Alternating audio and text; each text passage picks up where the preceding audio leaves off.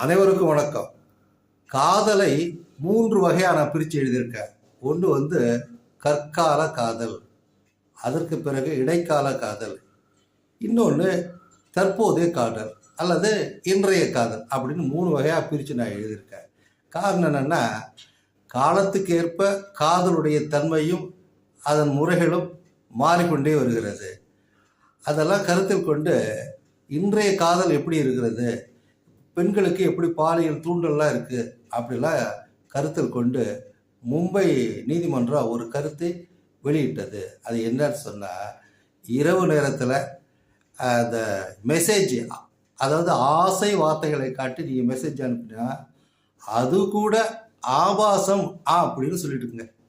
இது ஒரு டைரக்ஷனாக கூட பார்க்கலாம், அல்லது ஒரு கருத்தாக நீங்கள் பார்க்கலாம். அதாவது மெசேஜ் வந்து நீ அழகாக இருக்கம்மா அப்படின்னு இந்த ஆசை வார்த்தை காட்டி நிறைய பேர் பேசுகிறாங்க. அது வந்து மெசேஜ் அனுப்புனா கூட அது வந்து ஆபாசம் அப்படின்னு சொல்லிட்டு கண்டித்து அதற்கு இந்த கருத்தை சொல்லியிருக்கிறது மும்பை நீதிமன்றம்.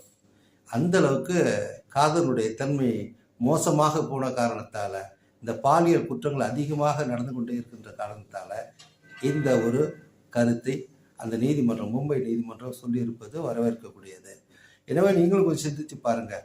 ஒரு பெண்ணை தூங்கிட்டு இருக்கால, அவங்க தூங்கிட்டு இருக்கிறாப்புல நடிச்சிட்டு போர்வையில் அந்த செல்ஃபோனை போயிட்டு இருக்கா. அந்த நேரத்தில் ஏதோ ஒரு எஸ்எம்எஸ் வருது, ஒரு மெசேஜ் வருது, நீ ரொம்ப அழகாக இருக்க அப்படின்னு ஒருத்தர் பேசினான்னு வச்சிங்களேன், அது அவனுடைய வலையில் வீழ்த்துவதற்காக அது சொல்லப்படுகின்ற ஆசை வார்த்தை என்பதை நீதிமன்றம் உணர்ந்து தான் இப்படியான ஒரு தெளிவான ஒரு கருத்தை சொல்லியிருப்பது வரவேற்கக்கூடியது. நன்றி, வணக்கம். நீங்களும் சிந்தித்து பாருங்கள். நன்றி, வணக்கம்.